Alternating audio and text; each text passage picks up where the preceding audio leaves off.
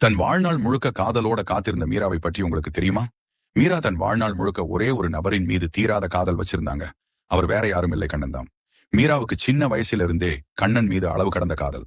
மீரா கண்ணனை பற்றி நினைக்கும் போதெல்லாம் அவளுக்கு உணவு தேவையில்லை, குடிக்க நீர் தேவையில்லை, வேறு எதை பற்றியும் கவலைப்படாமல் இப்படி கண்ணன் மீதுதான் கொண்ட காதல்ல மூழ்கி இருக்கிறாங்க. இப்படி இருக்கும்போது திருமணம் என்னும் வாழ்க்கைக்கு மீரா மட்டும் விதிவிலக்கா என்ன? மீரா கண்ணன் மீது தீராத காதல் வச்சிருந்தாலும் வீட்டுடன் கட்டாயத்தால போஜராஜன் என்கிற இளவரசனை திருமணம் செஞ்சுக்கிறார்கள். என்னதான் திருமணம் நடந்தாலும் மீராவால கண்ணனை பற்றி ஒரு நொடிக்கும் நினைக்காமல் இருக்க முடியவில்லை.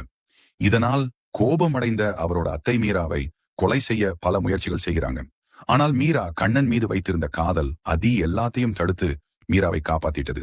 பின்னர் மீராதான் உயிரா நேசிச்ச கண்ணனை தேடி எல்லா கோவில்களுக்கும் போய் பாடல்கள் பாடி கண்ணன் ஒரு முறையாவது தனக்கு காட்சி தரமாட்டாரா என்று ஏங்கிறாங்க. இறுதியாக மீரா துவாரகைக்கு வந்து அங்க அனைவரோட முன்னிலையிலும் கண்ணனை நினைச்சு பாடல் பாடிட்டே இருக்கும்போது அவளோட உயிரும் அவரை விட்டு பிரிகிறது.